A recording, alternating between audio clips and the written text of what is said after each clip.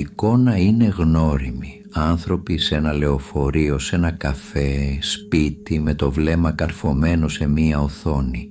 Ο κόσμος γύρω τους συνεχίζει να κινείται, αλλά η προσοχή τους είναι στραμμένη αλλού, σε έναν χώρο άειλο, απέραντο, ψηφιακό. Η τεχνολογία δεν είναι πια εργαλείο, δεν είναι απλώς ένα μέσο με το οποίο διευκολύνουμε την εργασία ή την επικοινωνία μας. Έχει γίνει το περιβάλλον μέσα στο οποίο διαμορφώνεται η συνείδησή μας. Μια δεύτερη πραγματικότητα που δεν αντικαθιστά την πρώτη, αλλά την τυλίγει, την αναμειγνύει και την ξαναγράφει. Κάποτε ο εαυτός οριζόταν από τον τόπο που ζούσες, από την κοινότητα, την οικογένεια, το επάγγελμα. Σήμερα ο εαυτός απλώνεται σε pixels, σε stories, σε notifications. Ορίζεται όχι μόνο από το ποιος είμαι, αλλά από το πώς φαίνομαι και πώς με βλέπουν οι άλλοι. Αυτό το φαινόμενο δεν είναι ούτε απλό ούτε ουδέτερο, είναι βαθιά φιλοσοφικό. Και το ερώτημα που αναδύεται είναι τι σημαίνει να έχεις εαυτό σε έναν κόσμο όπου το είναι συναντά το φαίνεσθε μέσα σε ένα απεριόριστο αλλά ελεγχόμενο ψηφιακό περιβάλλον. Ο εαυτός σήμερα ζει σε δύο επίπεδα, στον υλικό κόσμο με το σώμα, τις αισθήσεις και τις εμπειρίες και στον ψηφιακό κόσμο με το προφίλ, το feed και την συνεχή παρουσία σε ένα δίκτυο που ποτέ δεν κοιμάται. Το πρόβλημα και η ευκαιρία είναι ότι αυτά τα δύο επίπεδα μπλέκονται. Το τι ζούμε διαμορφώνεται από το τι προβάλλουμε. Το ποιοι είμαστε χρωματίζεται από το πώς μας βλέπουν. Είναι δυνατόν να διατηρήσουμε την αυθεντικότητα μέσα σε αυτό το περιβάλλον ή μήπως ο εαυτός όπως τον γνωρίζαμε έχει ήδη μεταμορφωθεί σε κάτι νέο? Αυτά είναι τα ερωτήματα που θα μας απασχολήσουν στο σημερινό βίντεο, γιατί για να καταλάβουμε τη σχέση μας με την τεχνολογία δεν αρκεί να μελετήσουμε την ίδια την τεχνολογία, πρέπει να μελετήσουμε τον εαυτό. Τα social media παρουσιάστηκαν αρχικά ως εργαλεία επικοινωνίας. Ένας τρόπος να βρούμε παλιούς φίλους, να μοιραστούμε φωτογραφίες, να εκφράσουμε σκέψεις. Όμως σε λίγο καιρό μετατράπηκαν σε κάτι πολύ μεγαλύτερο, σε χώρους όπου η συνείδησή μας ανασχηματίζεται καθημερινά. Ο αλγόριθμος δεν δείχνει ποτέ μία αντικειμενική πραγματικότητα. Δεν υπάρχει ουδέτερη ροή πληροφορίας. Υπάρχει ένα προσεκτικά σχεδιασμένο φίλτρο που μαθαίνει τι σε κρατάει περισσότερο στην οθόνη και σου το σερβίρει ξανά και ξανά. Αυτό σημαίνει ότι η συνείδησή μας δεν κινείται πλέον ελεύθερα μέσα στον κόσμο. Καθοδηγείται σιωπηλά αλλά σταθερά από αόρατους κώδικες που έχουν σχεδιαστεί με έναν σκοπό να μας κρατούν εκεί. Κάθε ειδοποίηση, κάθε like, κάθε νέο μήνυμα ενεργοποιεί το σύστημα ανταμοιβής στον εγκέφαλο. Η ντοπαμίνη απελευθερώνεται και νιώθουμε ένα στιγμιαίο κύμα ικανοποίησης. Δεν είναι τυχαίο. Είναι η ίδια βιολογική διαδικασία που εμπλέκεται στον τζόγο. Το πρόβλημα είναι ότι αυτή η ανταμοιβή είναι σύντομη και ασταθής. Για να τη νιώσουμε ξανά χρειαζόμαστε περισσότερη ενασχόληση. Έτσι δημιουργείται ένας κύκλος εθισμού που δεν μοιάζει καθόλου με τις κλασικές εξαρτήσεις, αλλά λειτουργεί με τον ίδιο μηχανισμό. Στα social media δεν είμαστε ποτέ απλώς εμείς. Είμαστε μια εκδοχή μας, προσεκτικά επιλεγμένη, επεξεργασμένη, με φίλτρα και λεζάντες. Αυτό το προφίλ γίνεται σταδιακά τόσο ισχυρό που συχνά τον μπερδεύουμε με τον πραγματικό μας εαυτό. Πόσες φορές νιώσαμε την πίεση να αποδείξουμε κάτι σε αυτόν τον ψηφιακό χώρο? Να φαινόμαστε πιο ευτυχισμένοι, πιο δημιουργικοί, πιο επιτυχημένοι? Ο εαυτός μετατρέπεται σε παράσταση και η συνείδησή μας αρχίζει να προσαρμόζεται σε αυτόν τον ρόλο. Ποτέ ξανά στην ιστορία δεν είχαμε τόσες συνδέσεις με άλλους ανθρώπους. Κι όμως η μοναξιά αυξάνεται, γιατί οι περισσότερες από αυτές τις συνδέσεις είναι επιφανειακές. Η αλληλεπίδραση δεν απαιτεί βάθος, δεν χρειάζεται σιωπή, δεν ζητά κατανόηση, χρειάζεται μόνο ένα πάτημα στην οθόνη. Έτσι η ψευδαίσθηση ότι είμαστε μαζί με άλλους γίνεται υποκατάστατο της αληθινής συνύπαρξης. Τα social media λειτουργούν σαν παραμορφωτικοί καθρέφτες, δείχνουν εκδοχές της πραγματικότητας που είναι εντυπωσιακές, δραματικές, συχνά ακραίες. Αυτό μας κάνει να βλέπουμε και τον εαυτό μας μέσα από παραμορφωμένο πρίσμα. Η συνείδηση μας αρχίζει να πιστεύει ότι έτσι είναι ο κόσμος, έτσι είναι η ζωή, όμως πρόκειται για μία σκηνοθετημένη εκδοχή της πραγματικότητας.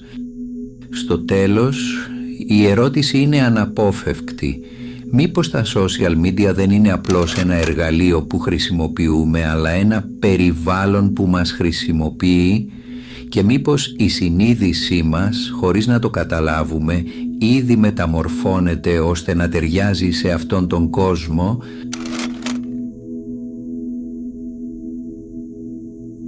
Η ανθρωπότητα είχε πάντα μια κρυφή γοητεία με την ιδέα ότι μπορεί να δημιουργήσει όντα που να της μοιάζουν. Από τον γκόλεμ της εβραϊκής παράδοσης μέχρι τον Φραγκενστάιν της LA, οι ιστορίες μας μιλούν για το όνειρο και τον φόβο να εμφυσίσουμε ζωή σε κάτι άψυχο. Σήμερα αυτό το όνειρο έχει πάρει μια νέα μορφή, την τεχνητή νοημοσύνη.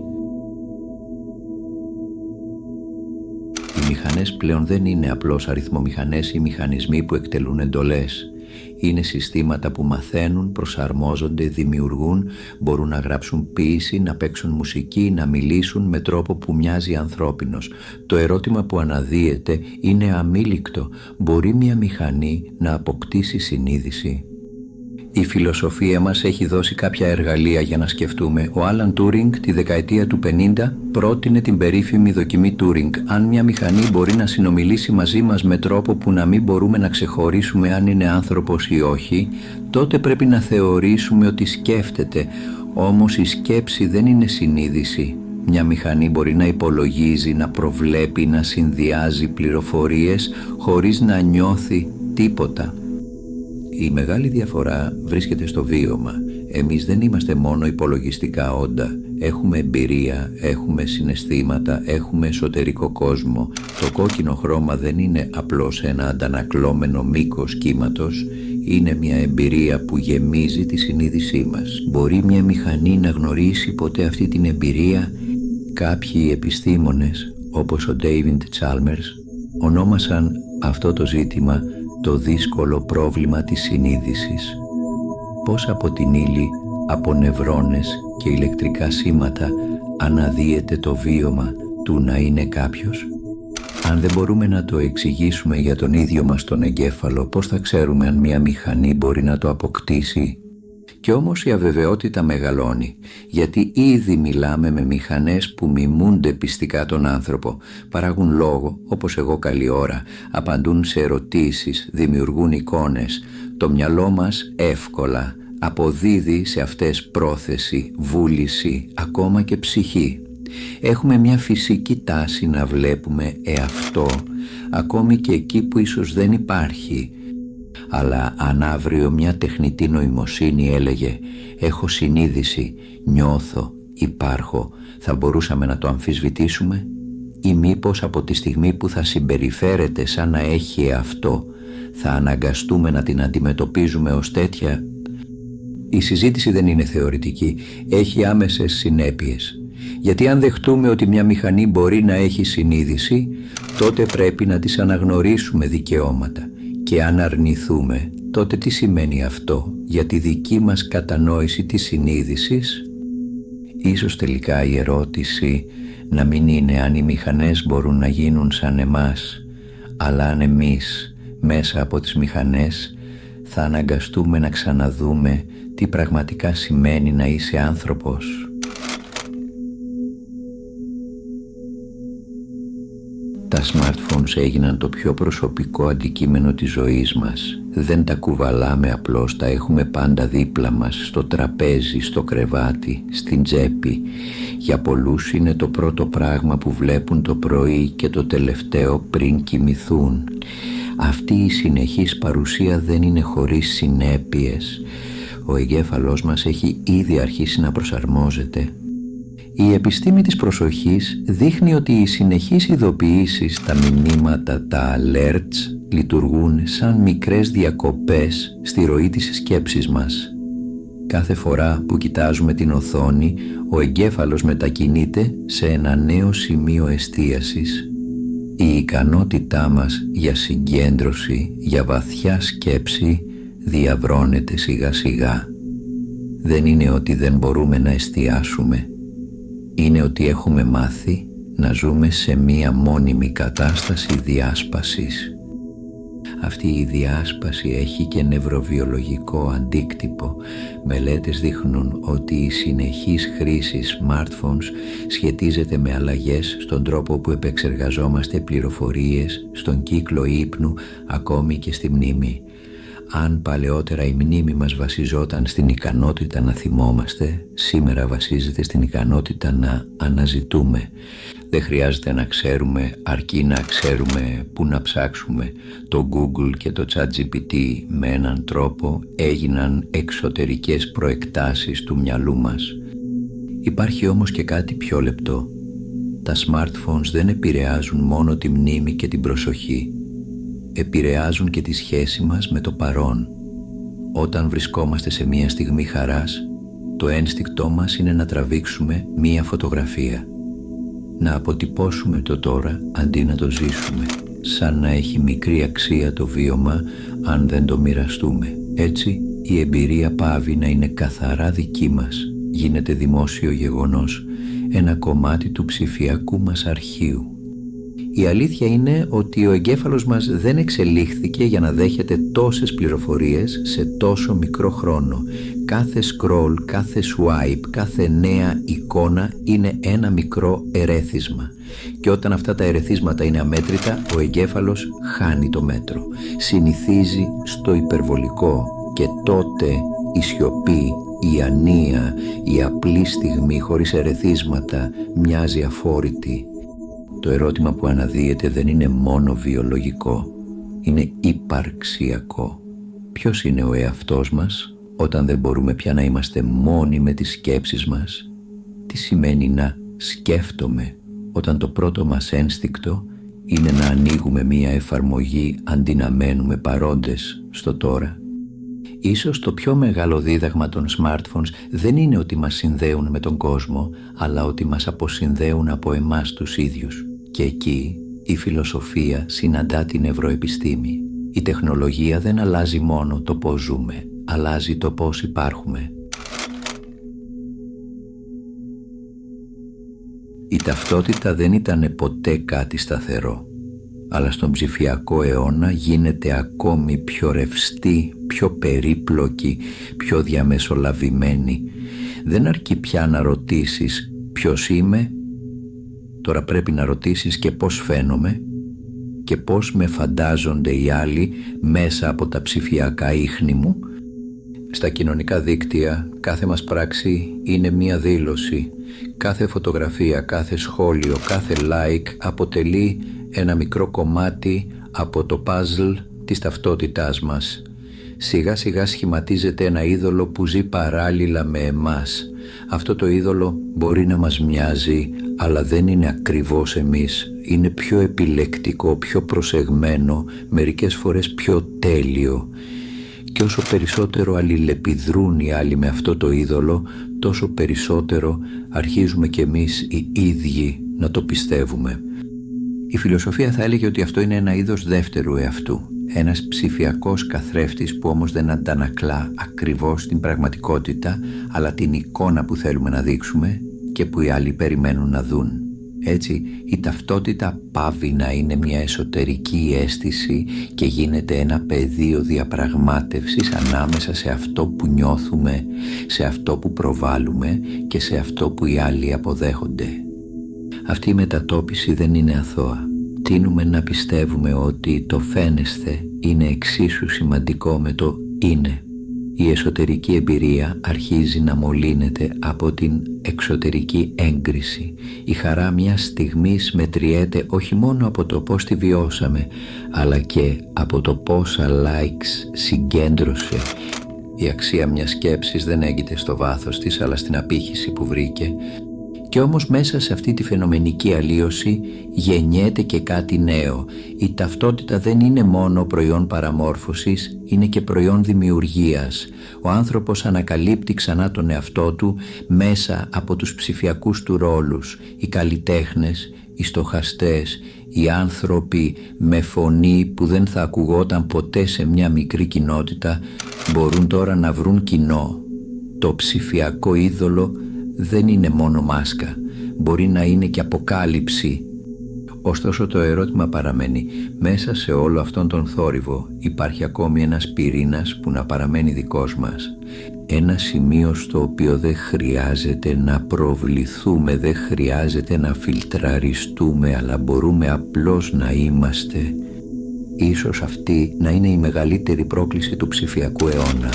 Να βρούμε την ισορροπία ανάμεσα στο ποιοι είμαστε, ποιοι δείχνουμε ότι είμαστε και ποιοι νομίζουν οι άλλοι ότι είμαστε. Και ίσως μόνο μέσα από αυτή τη διαρκή διαπραγμάτευση να αρχίσουμε να καταλαβαίνουμε τι σημαίνει στα αλήθεια συνείδηση.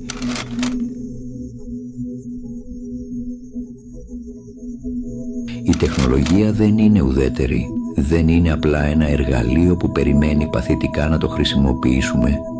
Έχει δική της δυναμική, σχεδιασμούς που τραβούν την προσοχή μας, αλγόριθμους που προβλέπουν τις επιθυμίες μας, ειδοποιήσεις που διακόπτουν την εσωτερική μας σιωπή. Και έτσι συχνά, χωρίς να το καταλάβουμε, βρισκόμαστε να την υπηρετούμε, αντί να τη χρησιμοποιούμε. Το πρώτο βήμα είναι η αναγνώριση. Να μπορούμε να δούμε ξεκάθαρα πότε η τεχνολογία μας οδηγεί σε συνήθειες που δεν επιλέξαμε συνειδητά. Να αναρωτηθούμε ποιος κρατάει πραγματικά το τιμόνι της προσοχής μου, εγώ ή η συσκευή μου. Από εκεί ανοίγει ο δρόμος για τις στρατηγικές αντίστασης. Δεν χρειάζεται να απορρίψουμε την τεχνολογία, χρειάζεται να την εξισορροπήσουμε. Η σιωπή δεν είναι απώλεια χρόνου, αλλά τόπος όπου ξαναβρίσκουμε τον εαυτό μας. Μικρά διαλύματα από τις οθόνες δεν είναι πολυτέλεια, αλλά πράξη αυτοφροντίδας. Η ψηφιακή αποτοξίνωση δεν σημαίνει απομάκρυνση από τον κόσμο, αλλά επιστροφή στον πυρήνα της ύπαρξης. Σε αυτό το μονοπάτι αναδύεται και μια νέα μορφή αυθεντικότητας. Δεν είναι η αυθεντικότητα που απορρίπτει την τεχνολογία, αλλά εκείνη που τη χρησιμοποιεί χωρίς να χάνει την ψυχή της. Να μπορούμε να είμαστε παρόντες, ειλικρινείς και ανθρώπινοι, ακόμα και όταν επικοινωνούμε μέσα από πίξελς. Και τελικά όλα καταλήγουν στην ισορροπία. Ισορροπία ανάμεσα στον φυσικό και τον ψηφιακό κόσμο, ανάμεσα στο είναι και στο φαίνεσθε, ανάμεσα στον εσωτερικό μας χρόνο και στην αδιάκοπη ροή των ειδοποιήσεων. Το μέλλον ίσως να μην είναι ένας κόσμος όπου η τεχνολογία θα κυριαρχεί ή θα εξαφανιστεί. Ίσως να είναι ένας κόσμος όπου ο άνθρωπος μαθαίνει να ζει μαζί της συνειδητά, καλλιεργώντας τη δική του προσοχή σαν πολύτιμο πετράδι. Και εκεί βρίσκεται και η ελπίδα, ότι η συνείδηση, εύπλαστη και ανθεκτική, μπορεί να προσαρμοστεί χωρίς να χαθεί. Ότι ο ψηφιακός μας εαυτός και ο πραγματικός εαυτός δεν χρειάζεται να πολεμούν μεταξύ τους. Μπορούν να συνυπάρχουν αρμονικά, αρκεί να θυμόμαστε ποια είναι η διαφορά.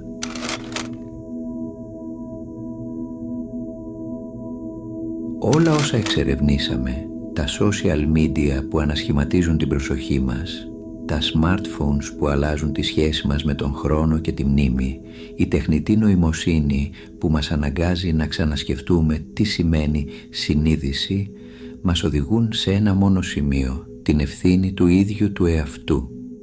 Η τεχνολογία μπορεί να μας επηρεάζει, να μας καθοδηγεί, να μας πειράζει. Αλλά η συνείδηση δεν είναι αδύναμη.